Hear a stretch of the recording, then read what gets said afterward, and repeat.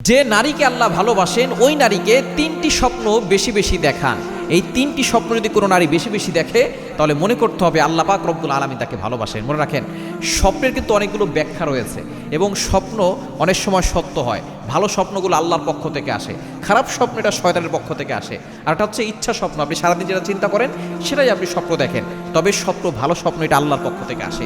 কিছু কিছু স্বপ্নের ব্যাখ্যা ভালো হয়। এজন্য যদি কোনো নারী তিনটা স্বপ্ন দেখে তাহলে বুঝতে হবে আল্লাহ তাআলা তাকে ভালোবাসেন। নাম্বার ওয়ান, এক নাম্বার হচ্ছে যদি কোনো নারী স্বপ্ন দেখে যে সে কাবা ঘর তাওয়াফ করছে, কাবা ঘরের পাশে আল্লাহর কাছে দোয়া করছে, এই কোনো নারী যদি এই স্বপ্ন দেখে তাহলে মনে করতে হবে যে আল্লাহ পাক রব্বুল আলামিন তাকে ভালোবাসেন এবং তার আশাগুলো অতি দ্রুত আল্লাহ তাআলা পূরণ করে দিবেন। অনেক নারীর আশা থাকে, অনেক ধরনের আল্লাহর কাছে চাওয়া পাওয়া থাকে। যদি কোনো নারী কাবা শরীফ স্বপ্ন দেখে তাহলে তার এর ব্যাখ্যা হচ্ছে আল্লাহ তাআলা তার এই স্বপ্ন, যে স্বপ্নগুলো আছে তার ভিতরের সকল আকাঙ্ক্ষাগুলো আল্লাহ তাআলা পূরণ করে দেবেন অতি দ্রুত।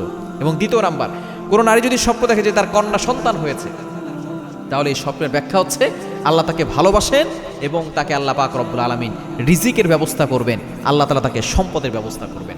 কন্যা সন্তান রহমত, কন্যা সন্তান হচ্ছে নিয়ামত। কিন্তু দুঃখজনক হলেও সত্য, অনেকের কন্যা সন্তান হলে রাগান্বিত হয়ে যায়। কন্যা সন্তান হলে চেহারার দিকে তাকানো যায় না, এটা কিন্তু ম্যাক্সিমাম মেয়েরা করে। দেখবেন কোনো ছেলেকে বিয়ে দেওয়ার পরে যদি ছেলের বোর প্রথমে কন্যা সন্তান হয় শাশুড়ি রাগ করে, অথচ শাশুড়ি সে নিজেও কিন্তু কন্যা সন্তান, তার কারণে তার ছেলে হয়েছে। কিন্তু দেখা যাচ্ছে যে এই শাশুড়িরা, মায়েরা, তারা সব সময় ছেলেদের প্রতি টান থাকে। নিজের মেয়েরও যদি মেয়ে হয় তখন দেখা যাচ্ছে যে তারা রাগ হয়ে যায়, তারা বলে যে তোমার একটা ছেলে হইলে ভালো হইতো। খবরদার, এই ধরনের কথা কখনো বলা যাবে না, কারণ ছেলেও আল্লাহর পক্ষ থেকে আসে, মেয়েও আল্লাহর পক্ষ থেকে আসে। এই জন্য কারো কন্যা সন্তান স্বপ্ন যদি কেউ দেখে তাহলে তার রিজিক আল্লাহ তাআলা বাড়িয়ে দিবেন।